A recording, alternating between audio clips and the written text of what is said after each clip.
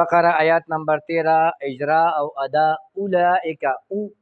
उलाइका बनवाए हमजा बानी बसरा पेश हुए वो ज्याती दे ज्याती खर पदा के न रस्म खत के रागले दे ला के कड़ा जबर दे दागे नरस्तो हमजा पे यो कलिमा के दा मद मुत्तसिल शो सलू अली पतवसत बकौ का काब के हमस उलाइका الذي वाला हमजा वसली शोला लाम पलाम के वनो तो अल लजी दी फसल के इदगाम शमसी शो री के मध्य असली नून बाद इश्तरा और सरा द शिन सरा उतर दी हमजा वसली दा इश्तरा दे द फेल कलिमा दा पदरिम हर बांधे जबर दरिम हलान दे हमजे लग शुरू ते कबे जेर बावर कबे इश्तरा दे दा वो साकिन दे इज्तिमा द साकिनैन और आला इज्तिमा द साकिनैन और आल शी लुम्बी साकिन च दे دله به مونږ پیش ورکو اشتراو غلا دا باس را روان دی دا واو له مونږ پیش عارضي ورکړی دی دا واو ساکن دی الغلا کې حمزه وصلی شو لام په غواد کې ونه وت ادغام شمسی شو غواد یو پیرا ساکن دی احتمال ساکن دغه شو غواد غټو حروفونه دی د جبه ډاډې نه دی لام د جبه د غاړې نه دی او باریک هم دی پر لومبی لام باندې کړه زبر دی مدی اصلی په دویم لام زبر دی ضلالت تا کې همس کو وقف کوي اشتراو ضلاله وقف بالابدال بی بالهدى پاسل کې بالهدى دی حمزه الوالا دا او غرزدا بالهدى شو اظهار قمری مو شو هدا دال باندې کړه زبر دی کو وقف په کوي وقف بالسکون بی مدی اصلی بی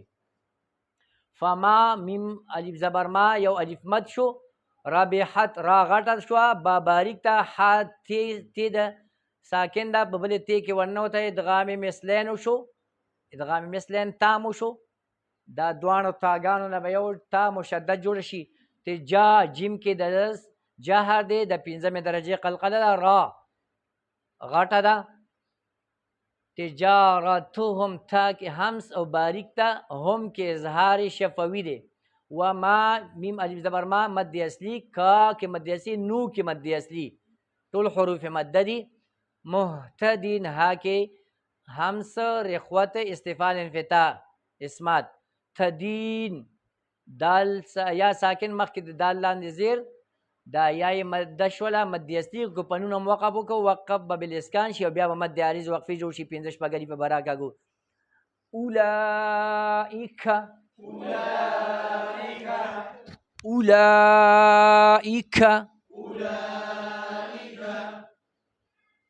اولائک الذی نشتروا الله نشترى والله شندو کی ہوا ہے نشترى والله او حمزه تلار نشه نشترى او غلط تے نشترى والضلالة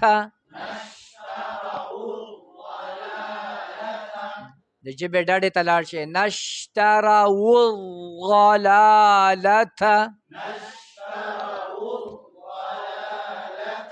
ضاد غټ لام باریک بالهدى فما ربحت دو تاګانو یو تا مشدد ربحت تجارتهم وما كانوا یو علی پر راکاږي وما كانوا وما كانوا محتدین ها کی آواز جاری با اقصای حلق کی با آواز جاری و تا بوائے محتدین أولئك الذين اشتروا الضلالة بالهدى فما ربحت تجارتهم وما كانوا مهتدين